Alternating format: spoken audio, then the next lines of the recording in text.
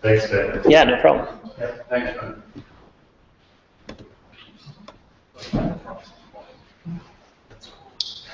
Cool.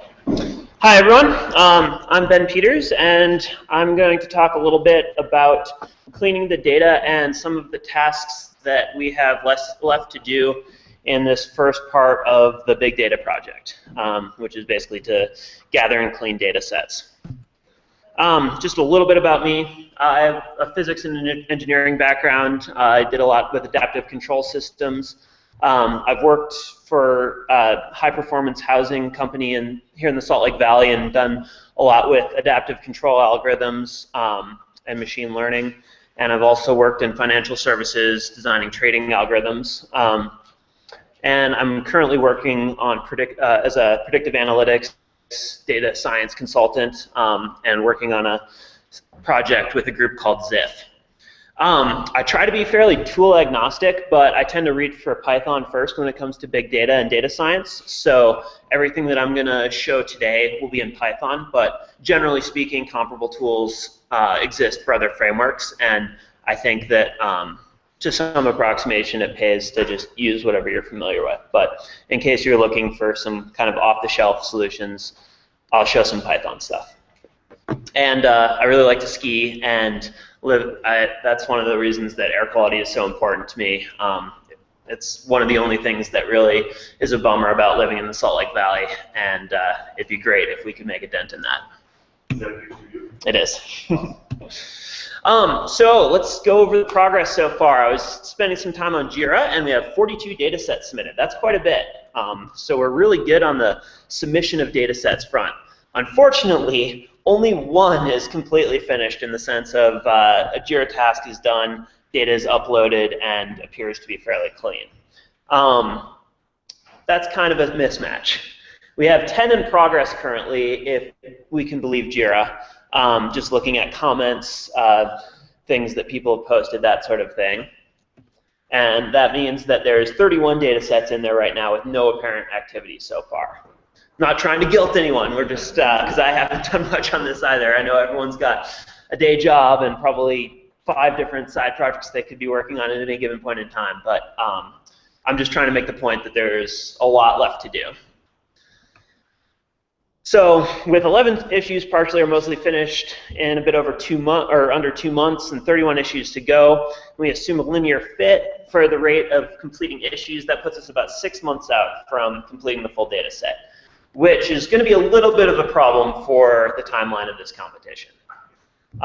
So in some ways, let this presentation be a little bit of a call to action so that we can at least get toward the point where we can start the really fun stuff, which is once we have the data sets, we can form some teams and get the competition going and really put some of our predictive analytics tools to use.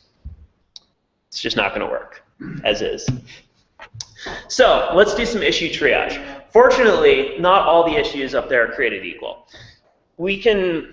I figure that one of the good ways to look at all these issues is to categorize them. So I went through them all, and I kind of broke out these general categories. There's a bunch of data sets that have to do with different aspects of air quality data. There's a bunch that deal more specifically with weather data. Then there's some that are related to the health side of things, correlations with air quality or just general health data. And then there's some data sets that have to do with behavior. And then there's a few other ones with like geography. There's one that's a little more physics-based, and there's some municipal government stuff. But if you look at this, you can kind of see that there's a few broad categories, and just in the name of doing some triage on this so that we can get a reasonably complete view of the data by the time we start the competition, I think it makes some sense to make sure that we have, at the very minimum before the competition starts, we have some very high quality data sets in each of these areas. Yes? Do you mind if I say something about that? Absolutely. So we didn't talk about categories before. We broke them down into categories that is a group of the DEQ uses. So they actually match a little bit of what you were talking about there. So emissions, so that would be kind of the air quality one. Weather, inversion patterns, things along those lines. They also talk about, so all the causes sections they talked about vegetation, they talked about mobile data, point source data. I think that's all five of those. And then they talked about the effects, and they put that under health, the economy, and quality of life. So we're kind of building it out into that. If we could have one for each of those, or good information for each, that would be excellent. Right. So. And then when we're looking at issues, a site that has only real-time data isn't particularly useful to us. It's useful for us as citizens in the Salt Lake Valley. It's a good tool to look at. But when it comes to finding correlations and really exploring this data and trying to apply some high-powered predictive analytics to it, real-time data doesn't do a whole lot because it's just a snapshot in time, and it's so dependent on what day you happen to look at it. And now if we had a time scale, or if we had a competition on the scale of years for this competition, it'd be really interesting to write a little scraper that took a daily or hourly or whatever time frame you want on a real-time data source and gathered up an archive. But we don't really have time for that, and the data competition is happening in the summer and fall, which are typically when we don't have the particulate problems here in the Salt Lake Valley anyway. So for the purposes of triage, I'm just going to say that it doesn't make much sense for us to look at real-time data. Short histories kind of fall in that same category. They're better than nothing. They're certainly better than just real-time data, but they're not going to tell us a whole lot, especially if they don't go through at least one winter inversion period. There's one data source, for example, that had beautifully formatted XML that's really machine readable, easy to pull in, but it only goes back 10 days. That's not going to help us that much, unfortunately. Some of the issues are duplicates, which is nice. They either point to exactly the same link or they have virtually the same data set, like really just two different views. For example, one of the DEQ data sets references the same data that the EPA also has, except the EPA's version is cleaned. So that's kind of nice. And then PDFs are a real pain to parse. Like, we just don't want to deal with that unless we have to. And I don't think that we have the time or really the need to deal with PDF parsing. So I threw up PDFs as bad data sets too. They're interesting to read, and I encourage everyone to look at some of these really high quality reports that the government has put out. But for the purposes of this project, I don't think it makes much sense to look at PDFs. So as you can see, about half of every category fall under what I'm going to call bad data sets. And it's not that they're bad data, but it's not really worth our while to dig too deeply into those data sets. So that helps us quite a bit. And that's not so bad. After that, we have 20 to 25 data sets left. And some of that already has work done on it. It's just not completely taken across the finish line. The data either exists, but the data might exist already, but it hasn't been properly vetted for cleanness, or maybe it doesn't have the geography information that we might like, or it's a complete data set, but actually we're only interested in Provo and Salt Lake. I don't know, that sort of thing. But most of the data is there. So it's even better than this 20 to 25 number would imply. And then I put together this Google Docs spreadsheet, which I gave out public view-only access, that has my thoughts on what the current status of each issue in JIRA is, what tasks need to be done to that data to get it to a more reasonable form, and then the category in my view. Nick and I might talk after this and merge the two categories, the ones he was talking about and the ones I was talking about, so that there's a little more continuity there. But either way, hopefully this spreadsheet can help people get an overview of what the data looks like. Yeah? Even though we can hopefully present your slides later, yes. Could we also take a link like that and just put it right on the meetup in the notes? Yes. So that it's super quick to find, and then maybe I can put it up on Utah Game Events too. Definitely. So that will get emailed out later. Okay. So maybe we can do this. Let's tackle a data set. Now, I think it's going to be pretty important here to not duplicate efforts, because we already are kind of on a crunch here to actually get these data sets across the finish line. One of the things that's really important, it sounds obvious, but we have to use JIRA for that, because there's a bunch of people in this room, and there's even more people who aren't in this room who might put in a lot of effort on this. And if we're all doing the same thing, that's really cool that that data set got processed multiple times, but it's not really that helpful for us. And I don't necessarily know what Alton's doing if Alton isn't here, I haven't talked to him, and he hasn't posted on Jira. And we might do the exact same thing. So let's make sure that everyone's logged into Jira. I know we've talked about this multiple times over the course of this competition, but it's really easy to do. Make an account. There's instructions online. And if you're tackling something, just put a comment on that issue that, hey, I'm trying to download this, or hey, I downloaded this, here's the file, or whatever. I'm blocked by this issue, and we can get a little more collaboration going that way. And there's been a couple threads of really good collaboration on Jira already. We just need more of that. And then let's concentrate mostly on data that seems easy to access and reasonably clean and complete.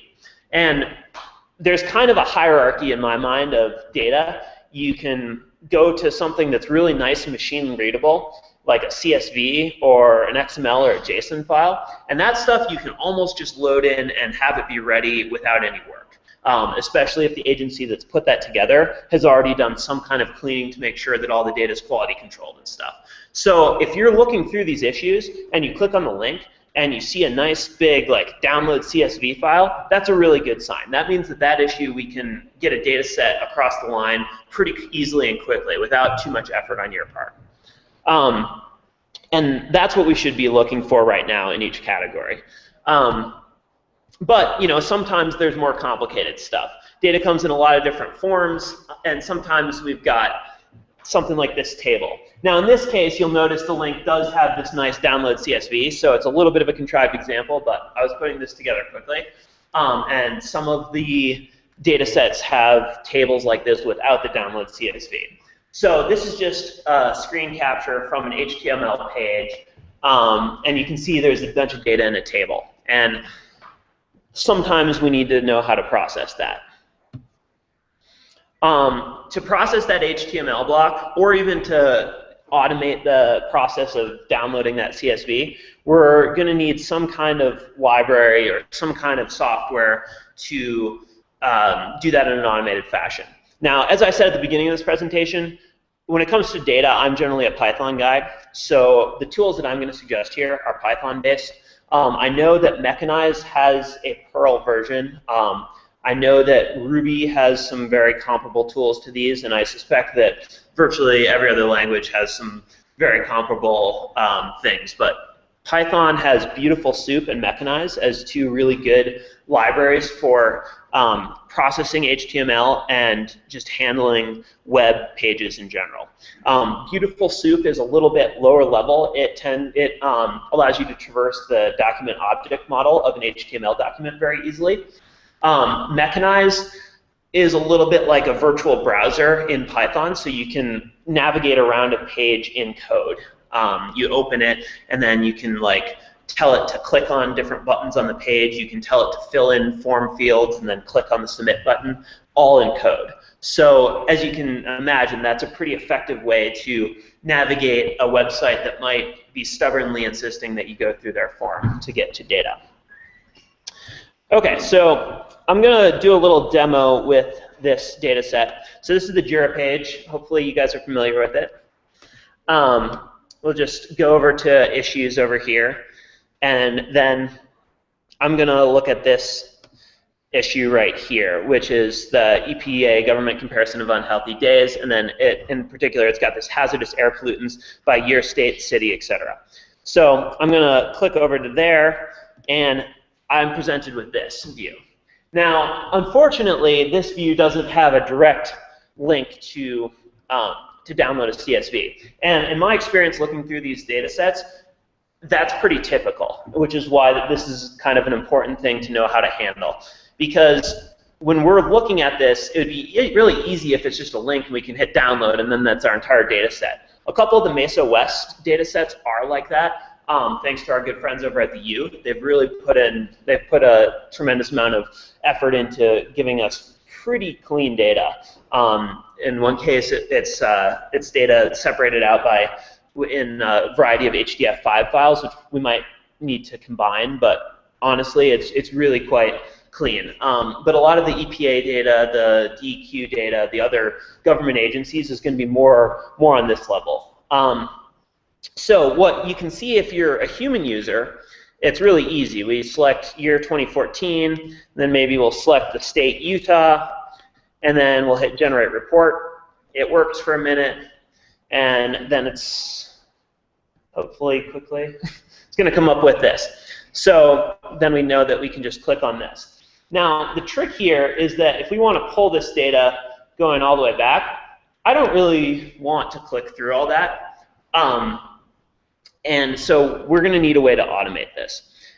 This particular form is a little bit tricky. And unfortunately, what I'm about to say is a little bit website specific. You have to be a little bit, you have to pay a little bit of attention to how the website that you're looking at works. If you noticed when I filled out that form, stuff was happening dynamically. It didn't reload the page. This URL up here at the top, that's the same URL that it was when I first navigated to this page.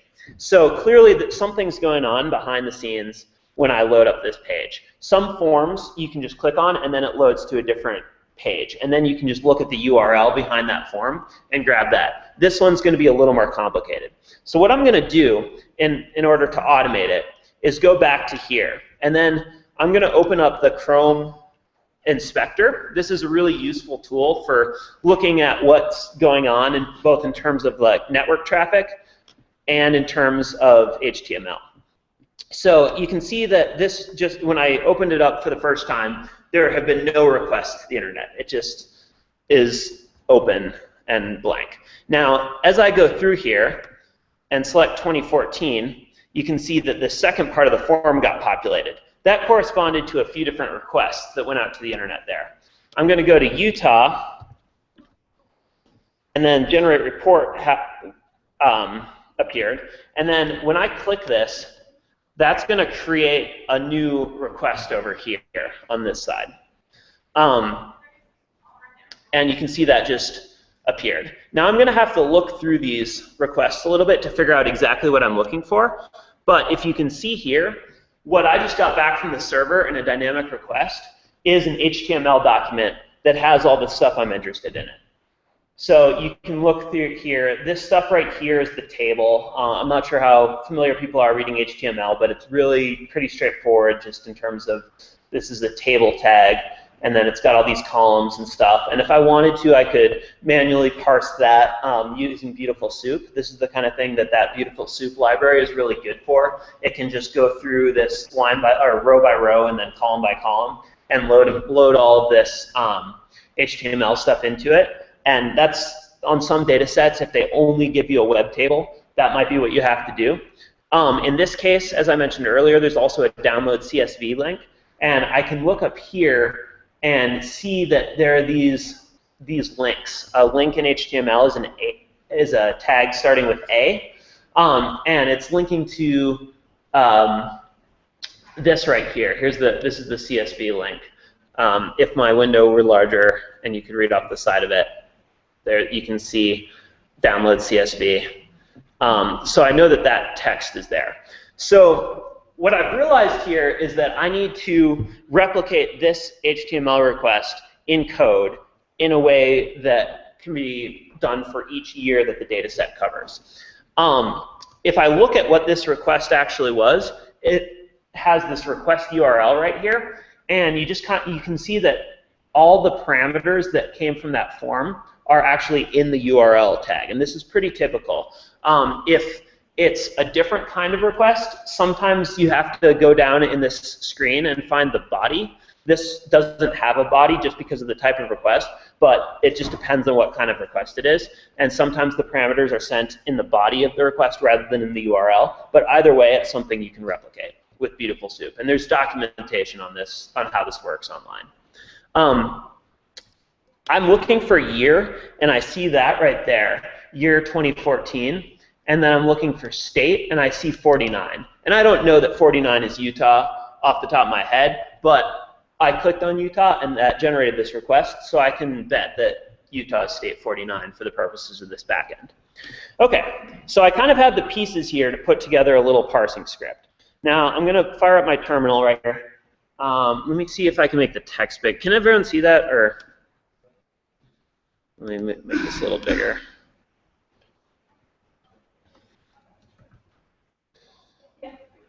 Okay, so I wrote this little script with some import stuff. The main thing that's going on here is beautiful soup. And then I wrote this function get URL. And all I did here was cut and paste that big URL from the browser that I was looking at. And where it says year down here, I just put in a substitute for a string. And in Python, the way this works is if you put in a %s in a string that has double quotes, and then you can then pipe in another string from outside of that. And it just renders that string into the string that you're creating. So basically, all this line does is it creates a base URL that has whatever year I call this function with as the year. And then I use Python's URL open library, built in part of the Python standard library, to make that request to the EPA site, and then read that request. And then here's where beautiful soup comes in. I take the page that HTTP request created, and then I read it in to beautiful soup. And that can be a string. It doesn't have to be. It doesn't have to be a website. And I was talking to someone here before this talk about how if you could download the HTML file and then have a string, you can do the same thing. It doesn't have to be a live request. I just happened to hit the internet here for that request and then load it into beautiful soup. And then looking back on the structure of this response, you can see that I'm going to have to figure out where this link is. And there's a list of links up at the top. None of them have IDs, so I'm just going to go through the list sequentially. And I found that it was the third item in that link. So basically all this code does is it makes a list of all the links in the document that it gets back, grabs the second one, and then grabs the actual URL for that link. And then what I do here is I'm just creating a string for the data file, and then I'm using the system utility curl, which is a Unix utility. I don't know how to do this on Windows because I'm not a Windows guy, but I know there's a way to. On any Linux box, you should have access to curl. I believe OS 10 has it, Mac OS 10 has it installed as well. If not, it's really easy to install on OS 10. I just can't remember if I did that at some point or not. But I'm just making a system call to curl. It downloads that file. And then at the end of this, I call get URL with the string 2014. And so if I wanted to process every year in this, I would just have to make repeated get URL calls for every string from 2014 back to 1980. Okay, so this works when I run that right here. It will go out to the internet and print this thing, and it will grab a data set, and you can see it just did that, and it saved it right here as 2014.csv. And I can read that data set, and you can see that it's a CSV. And it looks kind of messy when you're just reading it like this, but it's really machine readable. This data is something that we can work with. Now, I'm running out of time, so I don't want to go into too much depth on how to do this, but there's a library called Python Pandas, which will really help us in processing this data. I can load in this data using Pandas. I can just do import Pandas as PD. Then I can use the read CSV function, and you can see there's a bunch of different Pandas functions, read HTML, JSON, it can access SQL, it can access Excel files, clipboard, like text, all sorts of different things. But I'm going to pull this CSV. I'm going to give it the path for the file I just downloaded, and I just pulled that data in. And this is a pretty cool Pandas object called a data frame, which is basically, you can think of it as a 2D array, but it's a 2D array that supports indexing based on names. Depending on the type of column, it already has built-in tools for adjusting frequency of a time series, for example, for cleaning, for imputing data, for doing all sorts of cool little data manipulation tricks on it. And it's got really good online documentation. if you're using Python for data science, you should be using Pandas, or else you're reinventing the wheel. I really feel that strongly about it, but it's so powerful I can't even begin to really go into it right now. But I can at least show you a couple things. I can look at all the columns that exist in that data set here, and this will just allow me to get a sense of what that CSV actually contains. And then, if I have a parameter code, maybe I can go, maybe I'm interested in this column parameter code. I can call unique on it and find that these are all the parameter codes located in the database. And so this column's probably a categorical column.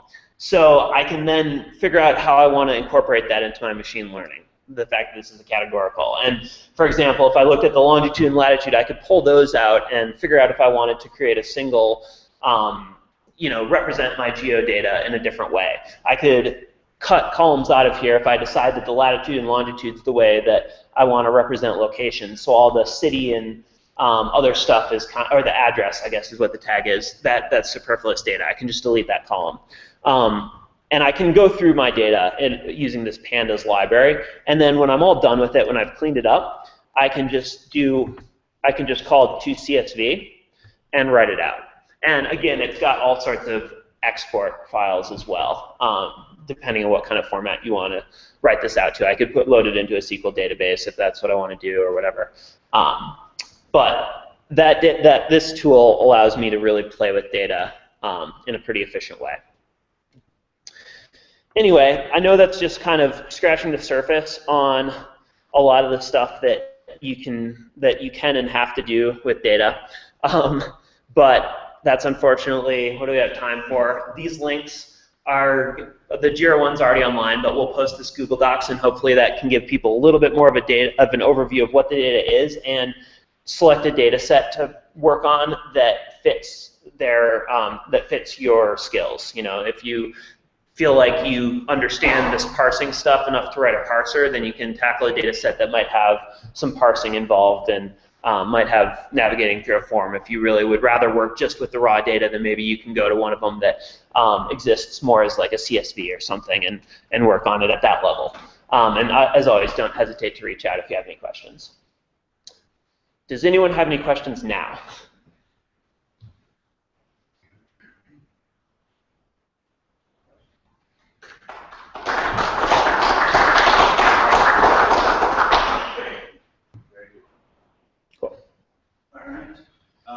Ben will be here for a few more questions, but let's do our announcements too.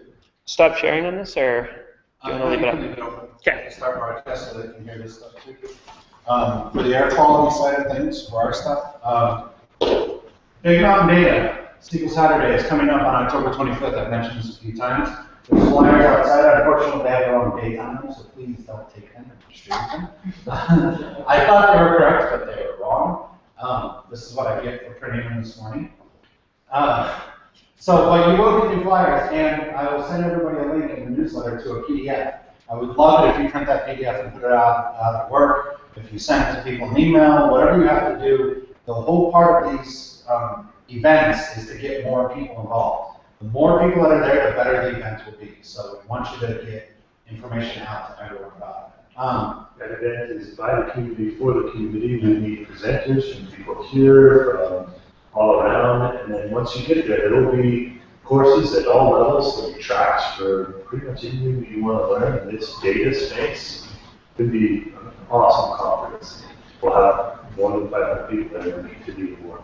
Yeah, and if you want to speak, the call for speakers is open. I have not sent out an official email, but the website's open. You can go to it. You can go up to speakers, and you can sign up for some sort of session that you want to do. A lot of the sessions you've seen here, we'd love to see again at the Big Mountain Data event, because they're very good for that same exact audience. So definitely, if you want to speak, we need more speakers at the event.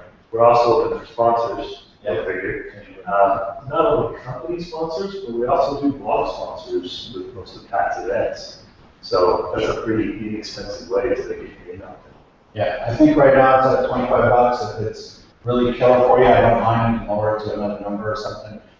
It's not there to make money, it's there to promote the community and promote bloggers that are businesses. So I do have some gift cards to give away, but I don't see Dick's here at all, so he's going to miss out until next week. And then Sean Simmons? No, he's not here either. So we've got 2 gift cards to give out to them, but they're not here, so I'll give them out next week then. They've both been working on a bunch of different data sets. Sean has gotten several of them up to me. I guess I'm not putting them up on the site. I'm behind the data sets right now. But so really great work by those 2. So I was going to give them gift cards. If you are working on data sets or anything else, please let me know. Please send them into the forum so I know that we can get them up on the site and we can start handing out more gift cards. We're only a couple weeks away, so let's get all the data sets we can up onto that site, or into the submission form. What else did you have? So next week we have Cloud Air presenting on Wednesday. Cloud Air is the big company, or one of the 3 big companies out there, right? So please attend that. All the information's out on Meetup. We have the week of the 18th. We'll announce the actual competition rules. We'll show you how teams need to be built up, a whole bunch of other things. Did you want to talk about the surveys that have come in so far? Yeah, the surveys so far in the air quality have been very interesting. We've got about 26 responses. We still need more. Remember, this is open to the public. So in that newsletter, I sent you a link to the air quality survey. You can send this to anyone. You can send this to your friends, to spouses, significant others, whoever. Everyone is affected by the air quality in Utah, so you should send it to everyone that you can think of. And we're not looking for technical solutions. They're simple questions. What would you do to change the air quality? That's it. Just to give us ideas of what's coming in. And there's a lot of great ideas so far. A lot of different things about driving less and what to do and stuff like that. So we're going to present all those ideas kind of at one of these meetings, probably next week right before the competition. Right before the competition starts, we'll kind of give you a breakdown of what they all came back to be. But the more feedback we get, the better off we are. And the better the teams have to go off and do something. They could take that idea and run with it. Especially if you think, I want to work on a team, but I have no idea what I'm going to do with their quality. This is the place to find out. So. We have senators that are looking at the surveys. We've got the majority of it here looking at the survey. And we also have junior high kids looking at the survey. Junior high kids will probably come up with some really fascinating ideas, right? So send it out. Got any 5th graders coming this year, their 5th grade science project. Could be a great way to solve that parental problem. Absolutely. So we have a company here, and hopefully they'll come and start telling us a little bit more about it. In Trace3, they've sponsored one of our meetings in the past. The Trace3 is going to, they're setting up relationships to get us access to some really, really cool hardware, to some other things that you guys will be able to use. We might have access to a lab and some other things as well, so pretty cool. Ben Taylor from the community is putting on his own competition. It's going to run for about 3 weeks. I think starting on the 15th. I think that's on utahDataCompetition.com. So check that out. That website was copy-pasted, so there's a lot of typos. Hopefully this week's doesn't this one. Anyway, and then we are talking about having a hackathon or something in the middle of the competition, like late September or so. I don't know for sure if we'll do that or not, but we might, at the very least, have a mixer, whether it's here or somewhere else cool, but where you can actually meet venture capitalists, you can meet like EDC Utah, other people as well, and try to meet like some of the advisory board members. Just all around kind of chance to ask questions, to think about how maybe some of the things you're doing here can be used in your career, or maybe be used to make another company, right? And then I think that's it. So make sure. Yeah, I was going to say I have 2 more of the Cloud Air training. So we are in talks with Cloud Air to get a training the week before Big Mountain Data. In other words, they would come out, say Tuesday or something, stay for the whole time, and they would put on a Cloud Air training. You all got a survey. We got really good responses on that. I'm about to send it to Cloud Air this afternoon, and we'll decide what class to bring, and then you can come and attend the class. That will be a paid training, but you'll get a discount if you're attending Big Mountain Data. So, but the really nice thing about that is normally you would have to travel to go and do this, and this will be here locally, somewhere right down here downtown. So it's a great opportunity. It will be a small class. We're talking 15 to 20 people, and that's it. So it'll fill up very quickly once you announce it. Also, this just came in today, so I don't hold me to anything, but the group who does the training for Google, for their analytics stuff, wants to have a Google Analytics during the course here before the conference and provide discounts for that as well. There was one other that I had and I didn't forget. All right, of course. Oh, no, that was the survey program. Conferences. Oh, Utah Tech Week. Utah Tech Week is planned for October 6th through the 10th. What this is put on by Silicon Slopes and several other companies around the valley. And they're basically trying to bring some talent from outside of the state and showcase Utah to that talent. But they want to showcase it locally here to us as well. So there'll be events and activities you can do there as well. There's a hackathon related to it, there's presentations, there's sessions. It's all going to be October 6th through the 10th. You can find out more at utah.techweek.com.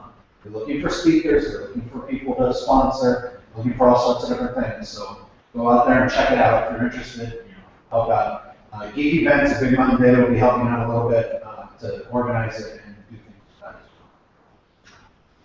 I think that's it. Cool.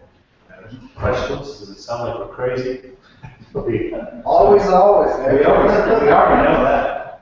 But definitely, the big thing we need right now is registrations and speakers to Big Mountain Data. Okay, we need speakers to Big Mountain Data. We have a whole lot of rooms. We have 10 tracks running concurrently, 6 throughout the day. So that's at least 60 speakers. And the way speakers work is that we always take the first session, essentially. Where we take the one session from a speaker. We try to give everyone a chance, no matter what. Also, if you're interested in a lightning talk hour, we're talking about doing one of those. If you don't know what that is, that's 10-minute sessions all throughout 1 hour. So there's 4 sessions in that 1 hour that only take 10 minutes to do. This is all things data, so we'll have Oracle, we'll have SQL, we'll have all the big data technologies, come out and represent that. Also, I did put that up on Meetup just so we knew it was out there, but I put in big bold letters, please register on Utah Geek Events. We have like at least 15 people registered there. Please go back and make sure you register on utahgeekevents.com. If you don't, we won't know that you're registered. It's too hard to watch where it goes to both sides. Yeah, we have to register on Utah Geek Events. That's where your badge will be printed from. That's where we'll do all of our estimations on food and all that fun stuff. So please go to utahgeekevents.com. Okay. Thank Alright, so a few sandwiches. Grab one on your way out. Don't grab the flyers, please. I'll take those. Yeah, you'll get a flyer in email, for sure.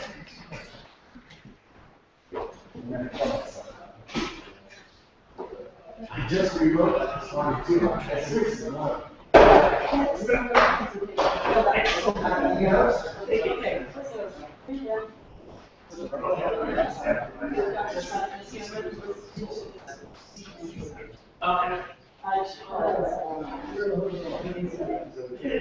Oh, we need to stop. That's all.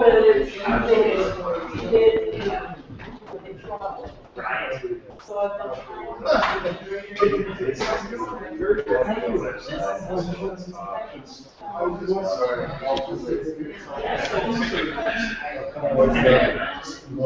So those are the files.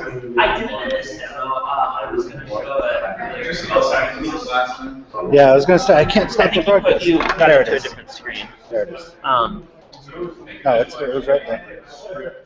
This is, no, I think you're in a different screen though.